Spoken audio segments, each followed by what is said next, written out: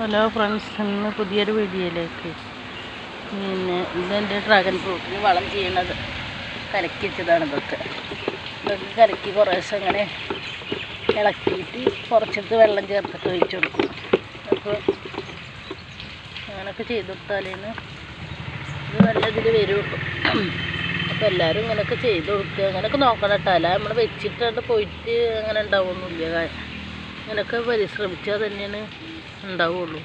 അപ്പോൾ അതാണ് ഈ വളം ചെയ്യാൻ പോവുകയാണ് ഞാൻ. ഇത് മുട്ടത്തോടും ഇതൊക്കെ പൊടിച്ച് വെച്ചതാണ്.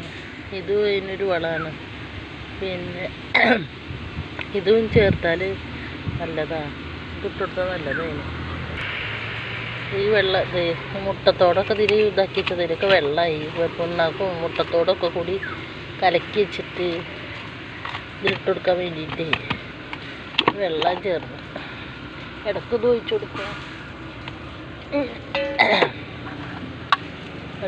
കൊടുക്കും. പിന്നെ ഇത് കണ്ട ലേശം വെള്ളം ചേർത്തിട്ട് കലക്കിയിട്ട് അങ്ങനെയൊക്കെ ഓരോ സാധനങ്ങൾ ചേർത്തിട്ടാണ് അതിൽ മത്ത ഇട്ടുണ്ട്. അതാണ് ആ പൊന്തി കിട്ടുന്നത്.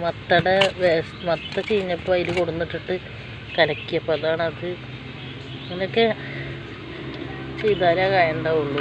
ചിലരൊന്നും കായ ഉണ്ടായില്ല പറയുന്നുണ്ടൊക്കെ കൊണ്ടുപോയി ഉണ്ടാക്കുക എന്നല്ലാതെ ഇതൊന്നും ചെയ്ത് കൊടുക്കില്ല. അവരൊക്കെ കുഴിച്ചിട്ടിട്ട് പിന്നെ അത് പോരെ എപ്പോഴേലും തുള്ളി വെള്ളം ഒഴിച്ചു കൊടുക്കുന്നല്ലാതെ നമ്മൾ അതൊക്കെ ഒഴിച്ചു കൊടുത്തിട്ട് ഇതൊക്കെ ചെയ്ത് കൊടുക്കും.